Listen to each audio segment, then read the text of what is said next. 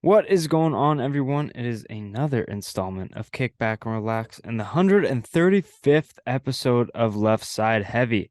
On this one, it is a twofer. We got you a twofer. We have professional baseball player Curtis Taylor. Hometown is Port Coquitlam, British Columbia, hometown hero over here.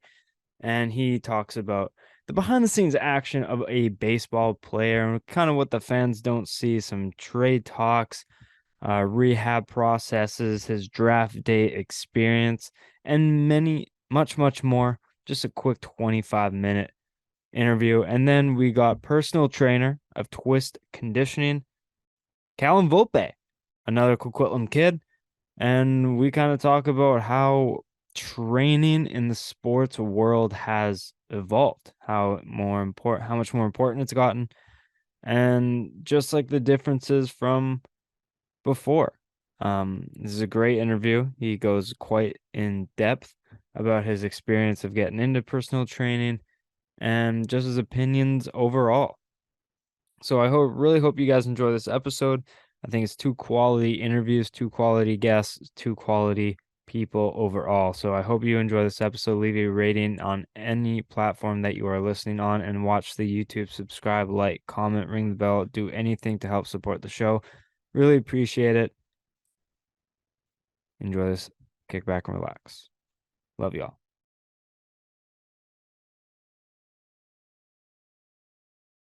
Hey, I'm Curtis Taylor. I'm 27 years old from Port Coquitlam, British Columbia. I'm currently, last season I was a pitcher in AAA, professional pitcher for the Washington Nationals and their organization. But as of right now, I'm a free agent professional pitcher. So I'm available to sign with any team I want. And yeah.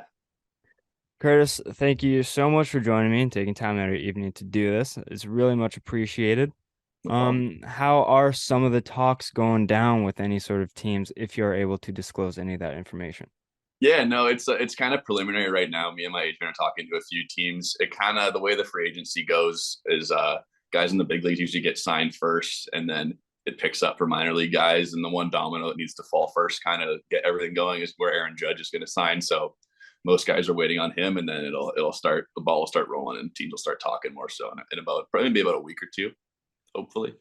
How often are you talking to your agent every day? Is there like new details coming out, or is it kind of every few days you just check up? Yeah, we have a call usually at the beginning of the week, and then touch base as he hears different things from different teams moving forward.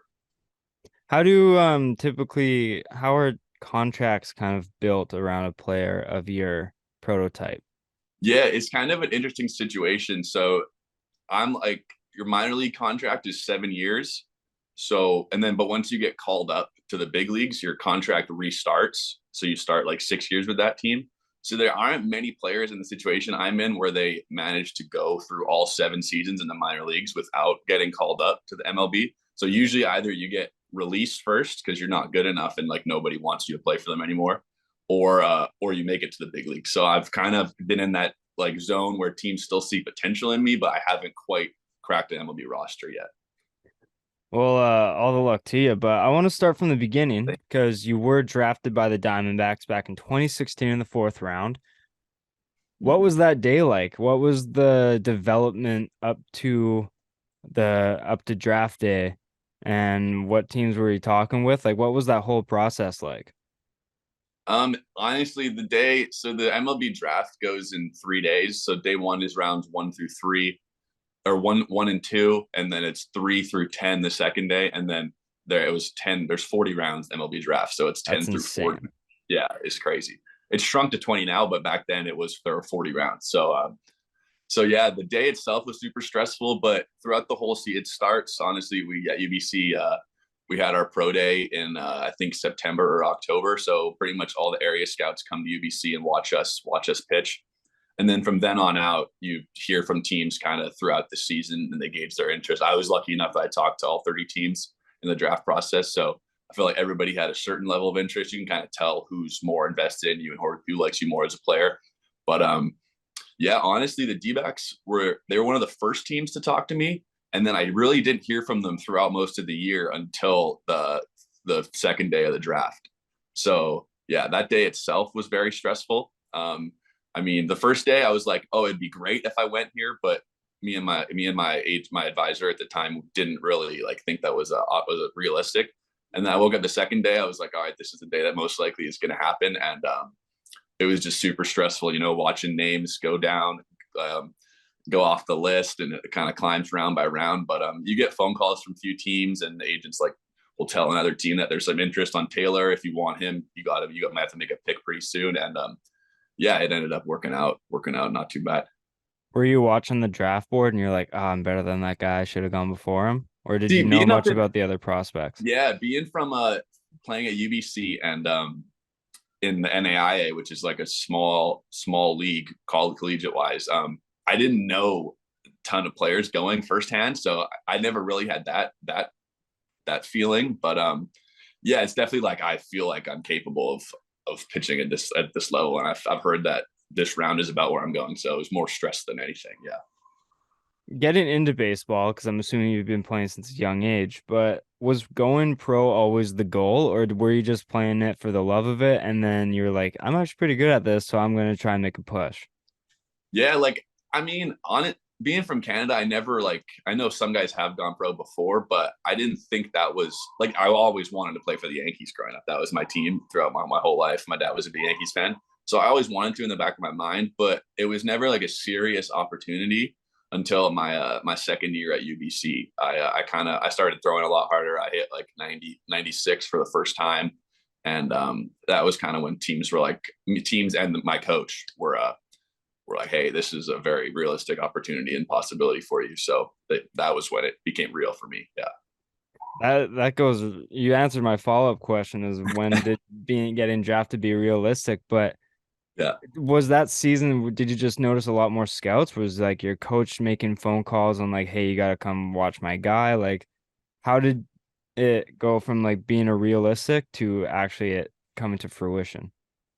Yeah. So my sophomore year, I had one game against Lewis and Clark State, who's like the best team that we play against. And I came in the game like I was throwing 94, 96, which for my league, the league at UBC is like pretty unprecedented. Like people don't do that very often. So at that, lucky enough, Lewis and Clark State, the team we're playing, gets a lot of guys drafted, so there were already scouts there. And then as soon as that game happened, the like buzz kind of started. My head coach just started getting calls more so. He didn't really have to promote me too much because what I did on the field was I was fortunate enough that it kind of spoke for itself. But yeah, it was that game was great. And then going into my junior year, there were like a bunch of scouts at the majority of my starts. So from then on out, I was scouted pretty heavily, and yeah, I was able to talk to all 30 teams, and the D-backs ended up making a call. That's awesome, man. That's so cool. But Yeah. after getting drafted, I assume you make your way down to AZ for rookie camp, spring training, whatever it may be. What's that whole process like landing down in Arizona and then getting to the facility and like what's the whole spring training and rookie camp like? Yeah, so baseball is kind of strange because you get drafted in the draft is in June and the season is like it's already going. It's not in the off season for That whatever is reason. really weird. I You're in baseball, yeah. So I initially went to Hillsboro, Oregon. That's where the D-backs did their camp, and that's where their short season team was. So I went there for like 2 days. Did like kind of just like kind of get used to the new coaches and the new system, and then but because I was Canadian, I couldn't work in America, so I had to go back home. And then I like sat on the couch for a month while my team was playing, and so yeah, I was just chilling at home waiting for my working visa to so I could go play and work in the States. So that was interesting. I showed up a month into the season, into short season in Hillsboro, but honestly, it was a pretty seamless transition. They handled me kind of because I was a higher pick. I threw like a bunch of bullpens, so I didn't pitch in an actual game for 3 weeks. But they took care of me and they built me up appropriately and had me ready to go as soon as they did put me in games. I've heard so many horror stories with work visas. Yeah. Did it go as smooth as possible? It just takes a long time, or was it like, oh my gosh, it just keeps getting backed up, or was there Yeah, any problems with it? the first one took a long time. It took a month. So yeah, I was kind of sitting there like, man, I want to get this thing going. Like, no, I'm Yeah. not helping anybody sitting on my couch. But yeah, it didn't end up biting me in the butt too hard. Um, was there any culture shock going from UBC to um whether it's single, double A or whatever it may be, like clubhouse interactions is any of it like a culture shock to you, or was it just kind of better baseball? No, it was extremely different for sure. Because at UBC we don't even have a locker room. Like it's pretty much you show up to the field, or at least when I was there. Their facilities are getting better now, but when I was there, we would just show up to the field in our uniform, pretty much like get ready, warm up, and go play. Whereas in pro baseball, you show up at like 2 p.m. for a 7 o'clock game.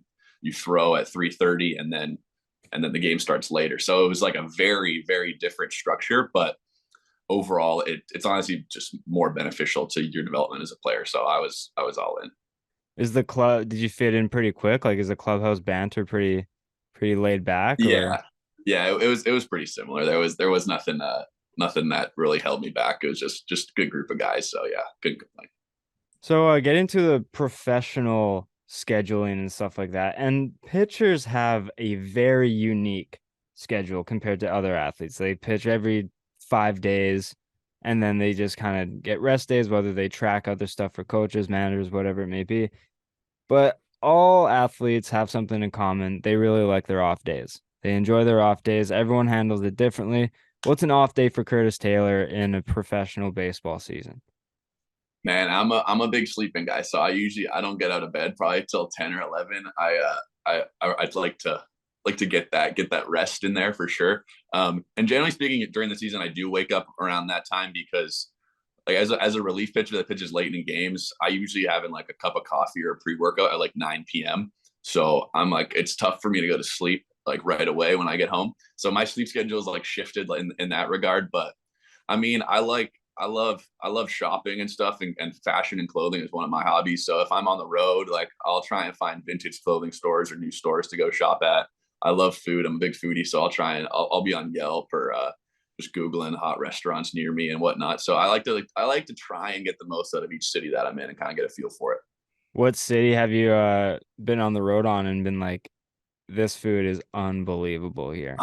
The best food city I've probably been. I mean, when I played in Hillsboro, we were in it's pretty much Portland, Oregon. That wasn't bad. Uh, Portland, Maine was also really good. We went down this one place and had some fresh like a lobster Benny right on the ocean, and man, it was super good. So I'd say honestly, both Portland coasts have been really good to me.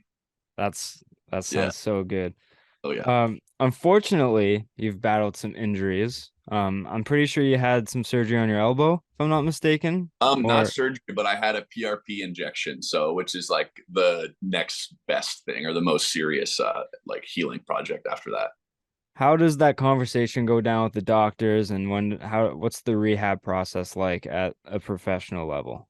Yeah, so with my elbow, I felt like a little pop when I was warming up one game, and then so you pretty much come out of the game, you tell your trainer, and then it depends on the severity, but he runs you through a bunch of tests that would see if the UCL, because it's very common in baseball players, UCL injury, ulnar collateral ligament. So he runs you through a bunch of tests. Mine wasn't that severe, lucky enough, but you go get it. It is nice being a pro athlete. The MRI comes like the next day. Like you never have to wait for it. It's just like bang, get you in there, get a picture of your elbow. So I had like a very small sprain in my UCL. So from that point, with that injury, there is a discussion to be had for sure with your trainer and the surgeon. So mine wasn't serious enough to have to get surgery, which is nice, which is like a whole year done. So I got a PRP injection, which is they take blood out of your body, and then spin around a centrifuge and inject the plasma back in, and it just expedites the healing process. Like your body floods a bunch of healing agents there, and then that was 4 to 6 weeks no throw, and then you just kind of build it up with a throwing progression that the training staff has developed like over their many years doing that. And that would be like Tommy John if you got surgery, correct? Yeah, yeah, exactly. Yep, yep. Yeah, and that's no fun from what I've heard. That's Mm-mm. yeah, No, it's terrible. grueling rehab process for sure. Do you go into every off season or like circling a certain attribute of yours to train on? Like, okay, this offseason I gotta work on my curveball, or I want to try and work on adding a different pitch to my bag? Like, do you have conversations with your trainer with that? Like, they kind of give you a schedule to work on, or do you kind of go off your own? What's an off-season training like to improve your game? Yeah, for sure. I've been working with guys out in Charlotte, Tread Athletics, for a while, and I'm lucky enough. One of my teammates that I played with, Tyler Zombro, is a head trainer there, and so he's kind of been like my pitching coach, honestly, because I've bounced around so much. I've played 7 years. I played for 4 organizations, so I haven't had like a solid pitching coach that I've known for over 2 years to like on with a team that I've played for to kind of develop me. So I've kind of had to take that into my own hands. And the guys at Tread have been awesome. So yeah, it usually just starts with like working out and getting stronger off the rip. For the first month is just like building strength in that regard with pretty much every facet of your body. And then you'll start throwing. Usually it's got probably about a month off of throwing. That time's gotten shorter every year for me because to work on pitches, you kind of got to start earlier. But yeah, this year the goal more so would be to refine my slider, make it harder. It kind of got like slower and more of a curveball shape. So a little hard slider, and then work on a changeup and possibly a cutter. So we're thinking about adding another pitch once I get down to Charlotte and I start throwing like full intent bullpens off the mound in early January. You mentioned about bouncing around a couple teams and stuff like that. How do managers or GMs break the news to players that you've been traded? Super Is blunt. just super blunt, like right to It's the most matter of fact like interaction I've ever had in my life. Because as soon as you get traded, like a team has nothing to do with you. Like they wash your hands. So the first time I got traded, I was actually in Arizona in November for like a strength camp. Sometimes I'll bring players down for a week, like check in, have them work out, and then send them home. So I got traded when I was actually at the Diamondbacks complex, and it was very weird. We were going ready to stretch for the day, and the farm director called me. Not, he didn't call me to his office. He just met me in the hallway and was like, "Hey, we just traded you to Tampa Bay. They'll be in touch with you, and we'll go from there." And then I was like, "Okay, so do I still go stretch with you guys?" And he's like, "No, you're not allowed on the field with us anymore." He's like, "Pack your bags, and the Rays will be in touch." And I was like, "Okay, do I have a plane ticket or anything? Like, what do I do? Am I going home first?" And the Diamondbacks just said, like, "No, we don't have anything to do with you anymore. That's totally on Tampa Bay to get you home now." He's like, we like unfortunately can't deal with any of your travel anymore." It's like, so that's when I first realized that like this is a business scam. Like it's yeah. it's not personal at all. Wow. Yeah, yeah, And you got shipped off to Toronto from Tampa, if I'm not mistaken. What was yeah, that feeling like kind of going to the Canadian team of the country, like yeah, Canada's yeah. team? That was very cool. It was honestly a funny situation. I was at my buddy Jake, Jake's cabin with a bunch of friends because the season had just ended when I got traded there. And so we were like out on the boat having a good day at my friend's cabin, and we got back off the boat, and I had like 3 missed calls from the Rays, and I just called them back, and they said, "Yeah, you've been traded to Toronto." And that was cool because I got way more responses from people, like say on Instagram DMs or just text messages, compared to when I got traded to Tampa Bay. A lot of people thought it was really cool to be playing for the Blue Jays, and honestly, it was really cool. Like I enjoyed that experience for sure. So did they get in contact with you and you just went to like when you got traded to Tampa, when you got traded to Toronto, like did they get in contact with you to be like, hey, here's your plane ticket, get down to the facility and have a workout, or just come Um, whenever camp starts? yeah, for the Rays, it was just come when camp starts. You just go home, finish your off season, then come down when that starts. With the Jays, it was still during my rehab process, so I was still coming back from my elbow injury, and so I went down to Dunedin, Florida, and finished my rehab with them in down there in Florida. Yeah. And was it hard getting shipped off a third time after that to Washington? Like, was that just a hard feeling to soak in because it's like, man, am I ever gonna stick on a roster? Or was it just like, did you request anything, or how did that third conversation go down? Yeah, no, that one was pretty quick too. Nothing. I was just at home chilling. I got a phone call from the Jays, but that one I was honestly excited about because there was a ton of opportunity with Washington. They didn't have a super deep bullpen or anything like that. So I saw that as like a good opportunity to finally break into the big leagues. Unfortunately, I didn't pitch well enough to get there last year, but that was more excitement with the opportunity at hand. Watching baseball games, dugout interactions always look extremely entertaining. Are they as entertaining in person as they look on TV, or is it just like is it just like the clubhouse and the dugout and just like nothing really goes on? No, dudes, it depends on what team you're on, but guys have a lot of fun. Baseball is a super relaxed sport for the most part. Honestly, the dugout's more serious. If they had a camera on the bullpen, they'd catch some serious shenanigans out there for sure. That's where the real fun goes down. But the dugout is more serious because your coaches are there. The bullpen is just lawlessness. It's just players doing whatever they want to do, so nobody really keeps an eye on you. But yeah, dudes have a lot of fun. The good teams that I've been on, their players are always talking to each other. I'm sure you saw Harper in the playoffs this year, pull Alec Bohm aside and give him a tip right before running to the plate. So good teams, they talk about the game and they're super invested in that regard. But yeah, in general, it's just an easy going, a fun environment for the most part. In the bullpen, have you ever had any interactions with like fans or something like that? Like any Oh, hecklers or whatever? bro, it's every day, man. It's every day. Kids, especially. I don't know where kids' manners have gone. It's like they demand balls these days. They don't ask for them nicely. But yeah, some bullpens are got fans are right on top of you, and they'll be in your ear the whole time warming up. But it's all part of it, and you kind of got to deal with it. When I'm doing the Coquitlam Express games, doing the in-game hosting for that, I'm working the crowd. I have to bring out like pizza boxes for a row to win a free pizza kind of thing, like Yeah, something like that. And I literally say this row wins, and everyone bombards me asking for one. And I'm like, I keep saying no. yeah, Like, I guess to the point where, because these are just like kids, they're like 8 years old, and I yeah. almost want to just set off on them. I'm like, get out of my way. I've said Oh, it's, yeah, it's crazy. So, like, no, I it's mean, funny. Yeah, I've seen some older guys who have like more experience, so have, like been in the big leagues and are kind of trying to get back up there. Like they will lean into kids; they do not care at all. So I have seen that happen before. It's pretty entertaining. a couple more questions here. How is conflict typically dealt, whether players are getting into it with one another in the clubhouse or behind closed doors that maybe fans don't see? How is it usually dealt with? Does the morale shrink a lot, or is it kind of just like though it'll be done in like 5 minutes?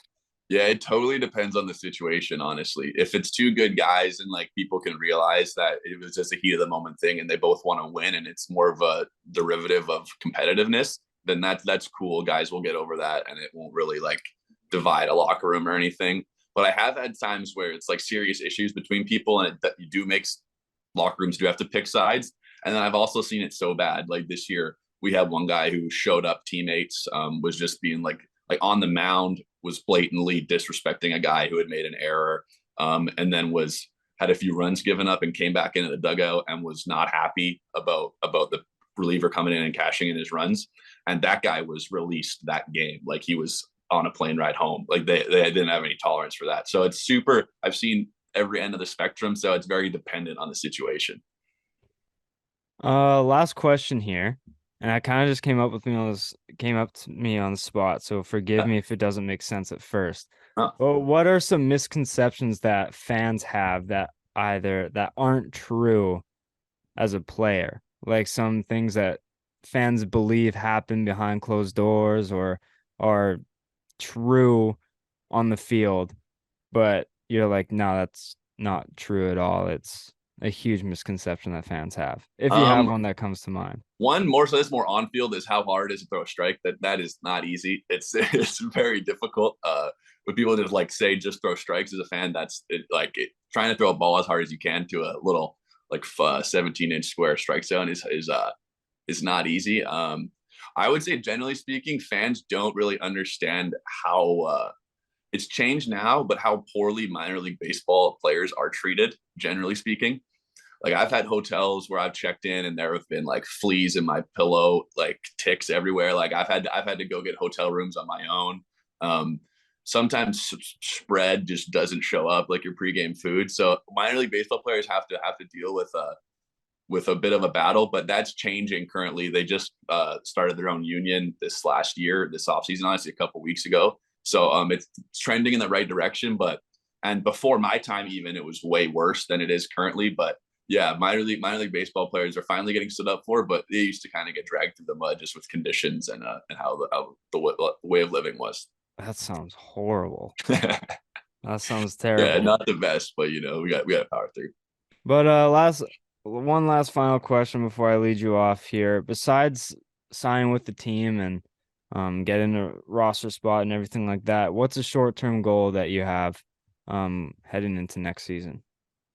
Um, I mean, this one is out of my control, but I'd love to play for Team Canada in the World Baseball Classic. That would be super cool, and that's a realistic opportunity, kind of where I stand depth wise with that team. So that would be unbelievable. And then because I've never been able to play for Canada, have the maple leaf on my chest before, that would be a very cool experience. And then I mean, just going to spring training and impressing a team right away. I'm going to try and be as ready and in the best of shape, physically and just off the mound as I can, and just go make an impression right off the rip in spring training, and hopefully go from there, and then ultimately get called up this year is the goal, as it has been for the last few, but it's definitely at the forefront this year. Well, Curtis, this has been amazing. Thank you for your time and good luck in the future, man. Of course, brother, anytime. I am now more than happy to welcome on my guest for this episode, Callum Volpe, who is a trainer at Twist. Callum, why don't you go ahead and introduce yourself? How old are you, my friend? What are you where are you working? What do you do? Yeah, so 24 years old now. What I've been doing the last 4 or so years, since my hockey playing career, I've kind of branched more into the personal training, strength and conditioning side of things. And that all stemmed from my passion for it as I was going through it myself. I had quite the mentor from the time I was about 13 years old. I started working with a guy named Adam Francilia. He trained me all the way through till the end of my playing career at about 20, 21 years old. He's based up in Kelowna now, which is pretty cool. I'll still go up and apprentice under him a little bit, but yeah, for the most part, when I'm back at home on the mainland in Poco, I'm working at Twist Conditioning, which has been a lot of fun. They've been really good to me, kind of giving me freedom with their off-season hockey program, and we've got a few good players. Actually, I saw you had Kells on a couple weeks ago or whatever it was. So he's been with me the last two off seasons. We've been working together, and it's been showing clearly for him. He's had a pretty solid start to this season, which is great to see, obviously. A couple other local guys who are doing pretty well. A guy named Brandon Lazowski, who's playing for Saskatoon Blades right now. He was a Toronto Maple Leafs pick this previous draft. Fucking right. He's having a solid start to the year too. So it's really fun for me getting to work with those two guys, especially, and seeing those two interact. Obviously, Kells has a few years on him, but he's been Yeah. able to show him the ropes and show him what it's like to be a professional. So it's cool from my perspective to get to witness all that too. But yeah, now I'm back over in Victoria right now on the island, finishing up. I'm in my fourth year of the kinesiology program over here at UVic.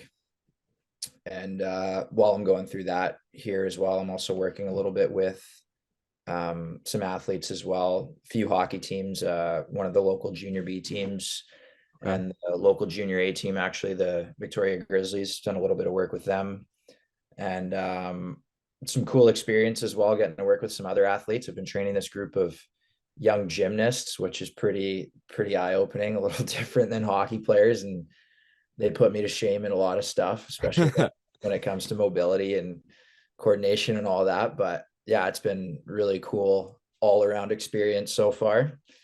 And we'll see where it goes from here. That's awesome, man. What kind of got you into sports? Thinking back, like as long as I can remember, I can't remember not being into sports, but I'll have to give that honor to my dad for sure. He's diehard sports fan, especially hockey. So he introduced that to me before I can even remember. So it's always been a huge part of my life. And then I have an older brother, Brandon. He's 3 years older, so I got to watch him, start out his hockey career from the time he was 5. And I would always show up to the rink and bring my own hockey stick and a puck or a ball and just shoot pucks in the corner while he was on the ice, and couldn't wait to get out there myself. So once I turned 5, and once you're allowed to play hockey, I jumped out there right away and couldn't get enough of it. Was it always hockey, or were there other things that you were into? I played a little bit of lacrosse. I played, I think it was 4 or 5 seasons of lacrosse. And then things started to get a little bit busier with hockey because I started playing spring hockey as well, and had a lot of development and training and that sort of stuff in the summer. And lacrosse was also getting busy, so something had to go. So I took a step back from that, joined house league baseball for 4 seasons as well, I think, just to be able to play something on the side and not have it so competitive, which brought, I think, a lot of value to myself. And I've seen it, especially working with a lot of younger athletes too. It's nowadays, everything is so specialized, and you see it with, social media just exacerbating this as well. Everyone wants to play hockey all year round, every single day, and get super specific from the time they're like 6 years old, which is great to an extent if you love it. But I think there's tremendous value in playing other sports like lacrosse, baseball, soccer, gymnastics, whatever it may be, to develop a more well-rounded athlete. And there's so many different skills and attributes to these different sports that have so much carryover. So say baseball, for example, you get guys swinging the bat a bunch of times. They step on the ice and maybe they're a net front guy on the power play, and then they have their stick out front, and builds the hand-eye coordination, something like that. So huge value in playing all sorts of different sports, I think. It also just helps with mentality. Like it keeps the art of playing hockey fresh. Like if you're playing it all year round, it's like once it comes down to the season, you're like, I'm sick and tired of this. Like I've been on the ice all Oh yeah. summer. Yeah. So once you like play different sports, it's just like I just need a break from it. Like I just need a summer sport that I can put most of my time to and maybe train a little bit for hockey. But if you're on the ice all the time, you're gonna grow to hate it because For you're sure. playing it Yeah. so much. Yeah, been there like to an extent. I mean, like I said, I always had like quite the passion for it, so it was always what I wanted to do. But yeah, the further you go along, the more it becomes a bit of a chore at times, Yeah. and you just lose enjoyment, and you can start to lose the love for the game, which is unfortunate. And I've seen it, especially with some of these younger kids that I've worked with over the years. Especially that 11 to 14 age range, is where you start getting these different academies, and like you said, year round, 5 days a week on the ice programs. And it's great to an extent, but that just speeds up the burnout, and kids get fatigued. And like you got to let kids be kids. And even at the professional level too, you'll probably hear a lot of guys talk about it. If it's all hockey all the time, then it wears on you, and Yeah. psychologically that's a huge challenge to overcome. Yeah. Um, you mentioned that you put lacrosse and baseball to the side a little bit to focus on hockey. You always, at least in my eyes that I've known you, you'd always play at hockey at the highest level. Did you want to go anywhere with hockey, or was it just did you see any like future in hockey, or is it like in the foreseeable future I'm just going to play at the highest level to challenge myself? Like what was the reason playing at a high level Yeah, for hockey? absolutely. The goal was always, from the time I can remember, to play in the NHL. That was the pinnacle of what I wanted to reach. And um happy with the success of my career as far as it did end up getting to play 4 years in the BCHL, and then a couple years of university hockey too was fantastic. Obviously didn't quite get to the NHL, so I think that dream's a little over now. But um yeah, that was absolutely the goal. And just there comes a time where you see certain guys are starting to separate themselves from the rest of the group, and Luckily I had quite a few other interests aside from just hockey, so it wasn't too difficult for me to transition away from the game once my playing career was over. And being able to work with athletes now, especially hockey players, is super rewarding for me because I still do get to stay connected to the game, which I always have and always will love for sure. So pretty special opportunity that I've gotten, getting to see the other side of things off the ice and help other guys try to take their career to the next level, or just take their enjoyment of the game to the next level, especially when it comes to younger guys. Yeah, you see that a lot with pros in the NHL because being in the game so long, you don't ever really want to leave that because of how blessed players are to be in the NHL. It's such a privilege to be there. So when they retire, they always try to find a way like to work within the team somehow so they can stay integrated in the group. So it's good that you found something how you can just, like you said, work from the other side of it and just stay connected into like if you work with the team, you can still kind of stay connected with the team, like when you played. So you see that common For with sure, a lot yeah. of athletes. Yeah.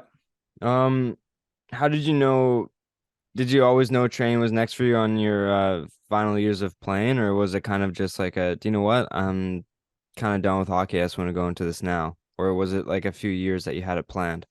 Um, it was a little bit of both. It was somewhere in between that. Obviously, the first priority when I was in my junior year, so age 17 through 20, was to get a Division 1 scholarship ideally, and then see where that takes me, with pro still being the goal. But from quite a young age, actually, that was another thing that I give my dad 100% credit for, was instilling a passion for health and fitness in me. So since, like, as long as I can remember, same sort of thing that I was saying, I couldn't wait to get on the ice when I was younger. I also couldn't wait till I was old enough to go into a public gym, and get that sort of experience as well. So it was always, the off ice side of things was always a lot of fun for me. Like, I loved going into the gym, trying different things, whether it be strength, plyometric stuff, coordination, all that sort of stuff. I just love, yeah, seeing what my body was capable of and seeing how far I could push it. So even through my playing career, we'll call it, especially through junior and then a little bit in university, I was always pretty on top of my health and fitness. And I think some other guys started to take notice of that, whether it be teammates or just other friends I knew around the league or whatnot. And then people started kind of coming to me asking for advice. And I love sharing that sort of information. And the more that started to happen, the more I was thinking, oh, like, this could be a good option post career. And then it would have been my end of my 20-year-old season.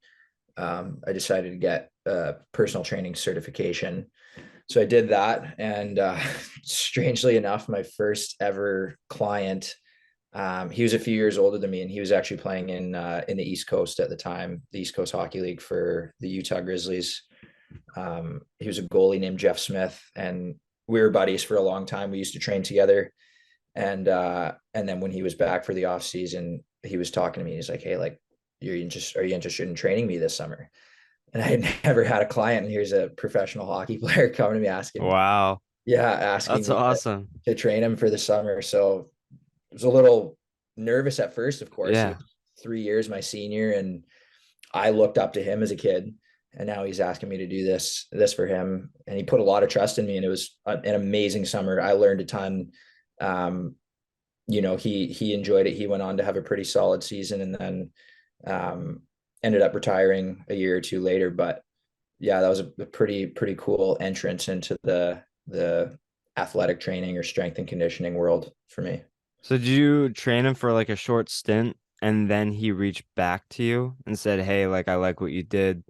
I like what we did earlier. Do you want to do it for a full summer?" So it was Actually, I'll touch on Colton's case as well. That's pretty much how that went. But with Smitty, it was we had trained together under Oh, this guy Adam gotcha. Francilia for probably a good 3-4 years. Yeah. And then when he, like I said, Adam was based up in Kelowna. Smitty wanted to stay on the mainland for the summer, and he had seen, you know, that I had a passion for it and that I had already, kind of got the wheels turning to propel me into that career already. So he was, did me a favor and Yeah. jumping on board with me that summer. And then yeah, in Colton's case, actually, we had been, good buddies all growing up, like played together minor hockey every other year. And he asked if we wanted to do, or if I wanted to do a workout with him one summer. I was like, yeah, absolutely. This was during COVID as well, so we didn't have a gym. So he just came over in my backyard, the limited equipment that I had, and we just did, just as buddies, just a friendly workout together. And then afterwards, he's like, damn, that was a lot of fun and beneficial. Next summer, are you into training me full time? And I was like, yeah, absolutely. And yeah, two off seasons under our belt now, and he's seen some good progress, and it's tons of fun getting to train, one of my good buddies and an incredible hockey player and an incredible person in him too. Yeah, it makes it a lot easier because he's like, he wants to grow, you want to grow, so it's almost like we're in this together, man. Like we both have the same kind of passion. So Absolutely. Yeah. And that's a huge part of it too. Just having that like reciprocal relationship. A lot of yeah, people, can think of a trainer client relationship as, you know, for lack of a better word, a dictatorship. Like the trainer tells the client what to do, they listen, and that's that. Um, but with Colton, especially, and guys of that caliber, it's got to be like a two-way street. It's like, yeah, I'm going to help you grow, you help me grow. Like if there's something that isn't working, tell me, like, let's hash this out together and see what the best plan of attack is. yeah, 100%. Um, it's very interesting how training for sports has evolved over the years. It was very like minimal. Even in like the early 2000s, you'd see some athletes or like some athletes who retired from the NHL or any sort of pro hockey, or like, oh, back in '02, like I wish I took training a little bit more serious over the summer. And then nowadays, like if you eat the slightest bit of carbs in one single day, then like your whole diet is thrown off and training regimen is just out the window. So how has training like changed over the years, and how has it like kind of progressed that you've noticed? Yeah, even in my, like I said, 4+ years, we'll call it, which is a very short time frame in the big picture. Um, I've already seen quite a bit of change in that short period, and then you extend that to a decade, and it's night and day the difference. We're talking just before jumping on here that guys used to show up to training camp 20-30 pounds overweight, still smoking cigarettes in the dressing room and whatnot. And Bud guys, Lights after workouts and stuff. exactly, yeah. Yeah, it's super casual. And guys would use their training camp and the first, honestly, start of the season to try to get back into shape. And that just obviously does not fly these days. Guys are so talented and so um, connected with every part of the world these days. Like I said, through social media as well, you can see what everyone else is doing, and it just pushes everyone else to the next level just to try to get that extra 1%. So like you mentioned, diet is something that's super critical. Off season, mid season, pregame, postgame, all these things, they play such a huge role, and guys need to be very specific now with what they do. And you can't just get away with, you know, crushing 12 beers the night before a game and just going out there and trying to make it work. I mean, I'm sure there's some anomalies who can make that happen, but um, yeah, everything's very specific. And especially with training now too, there's a lot of, like we talked about earlier, guys can get burnt out pretty quick with all the time they're on the ice, high volume in the gym, that sort of thing. So the recovery aspect is probably the biggest change that I've seen, and that, I've heard differences from and seen differences from, even just, 5-10 years ago. Guys are needing to prioritize their sleep, like I said, nutrition, to make sure their body's fully recovered to be able to take on the demands of a crazy schedule. Like at the pro level, for example, you got 70 to 80 games, depending on, or 70 to 82 games, whichever league you're playing in. That's a lot in X amount of months. It's a lot of hockey and A lot of training and hockey. going. You add on top of that the travel, crossing time Yeah. zones. On the road, you're not getting the best nutrition. Not the So best sleep either in hotels and shit like that. exactly, yeah, yeah. So it's every what guys are doing away from the rink, or translate this to any sport, away from their field or area of practice, is just as important as what they're doing at the rink or at the field or on the court or whatever it may be.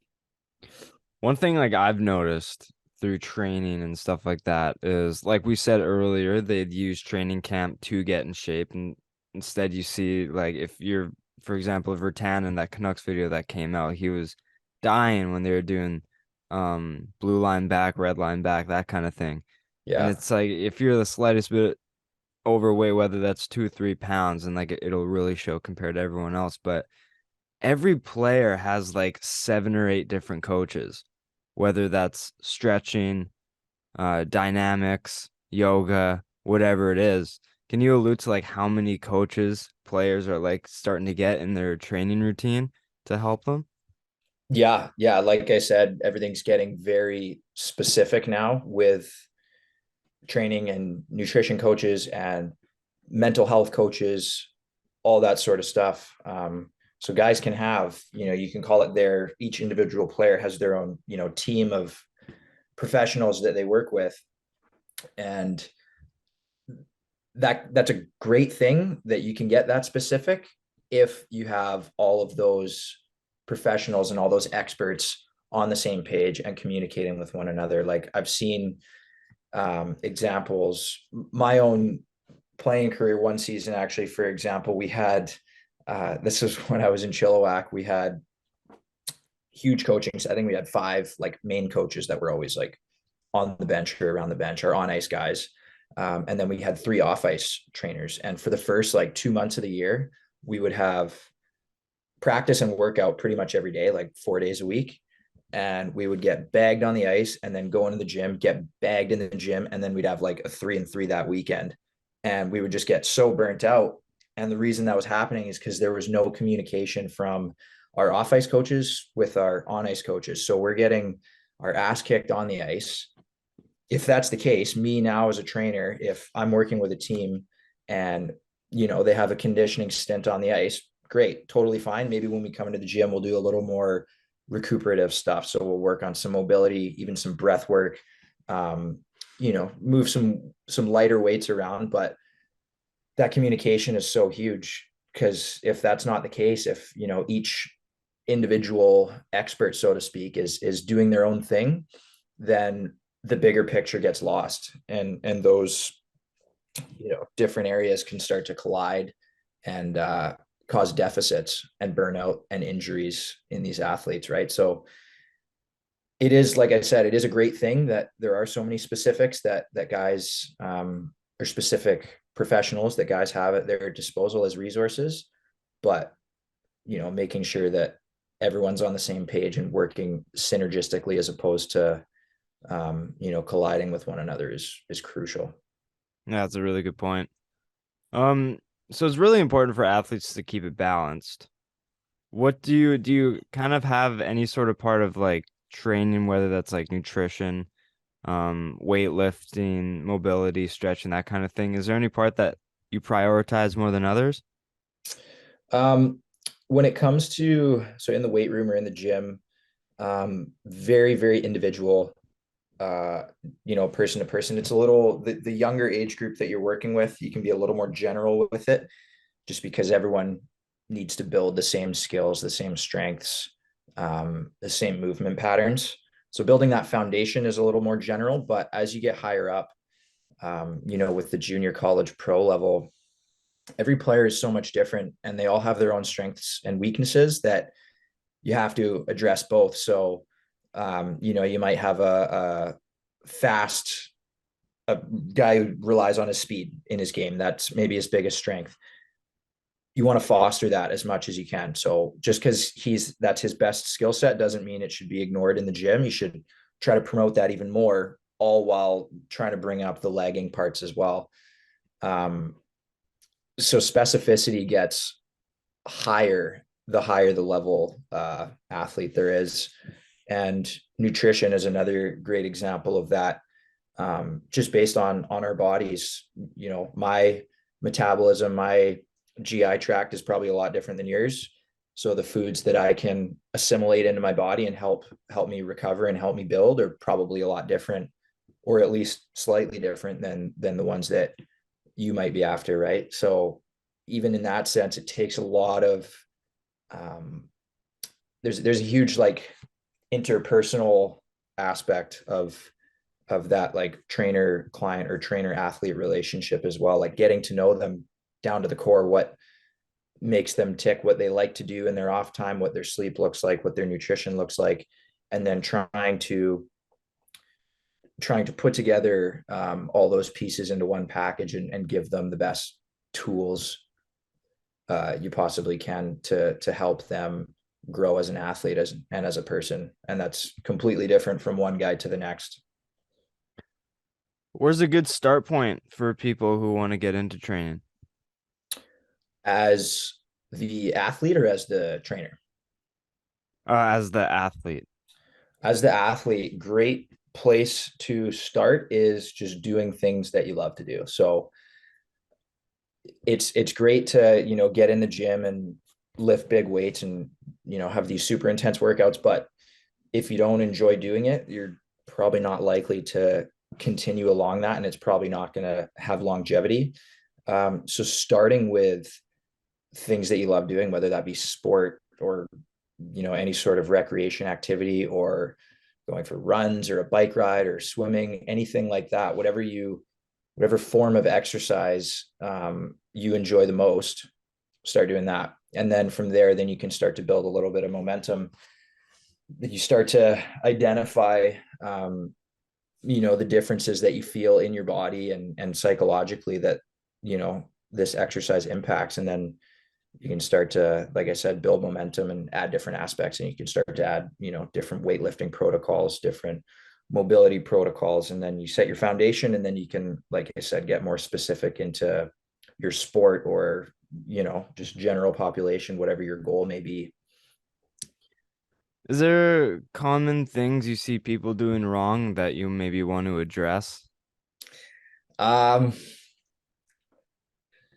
Specifically, I don't have any examples, but there's a lot. Yeah.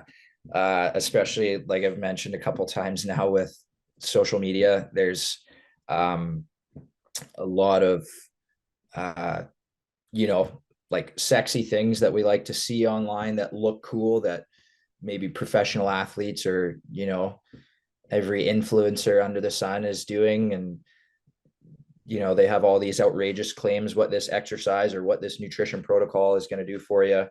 um, a lot of it is just bullshit, and having a good BS filter is one of the best skills that you can have as a trainer or as an athlete.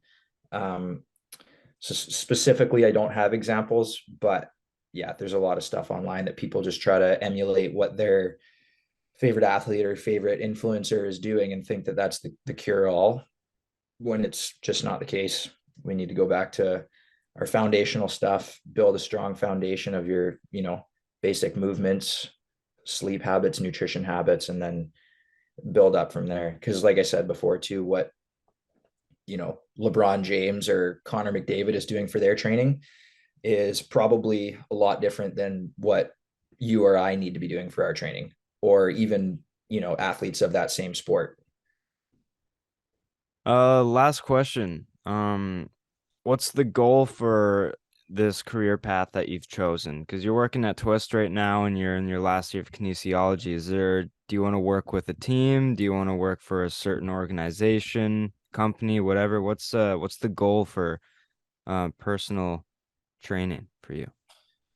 The goal for me right now, like I said, I've loved what I've been doing the last couple summers, working with, you know, small group settings of these elite athletes, and I've been lucky enough that guys have trusted me and wanted to come to me for the off season training. But yeah, I love working with all types of athletes from all different sports. But like I said, hockey's my true passion and my true love. So I would love to get involved with, you know, some teams throughout the season, whether that be, you know, there's tons of different academies these days at the bantam midget or the U16 and U18 age, they call it now.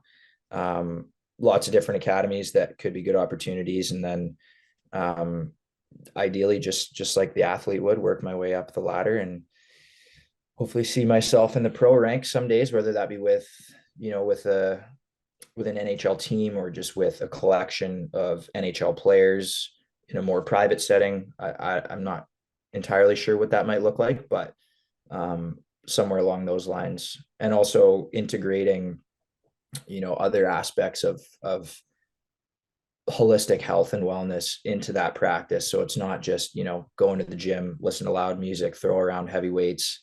You know, you can get a little more specific and well-rounded with some of the athletes. So something like years down the road, something like manual therapy could be on my radar too. But yeah, really anything to do with maximizing the potential of the human body in athletes, but everyday people as well. That's where I see myself going. That's awesome, man. Callum, I appreciate you doing this. Thank you for giving me your time. It's Yeah, very thanks for having me, interesting man. to hear your side of the training and everything, kind of what goes on behind closed doors that people typically don't see. So I appreciate your time and thanks for coming on, man. Yeah, definitely. Thanks for having me.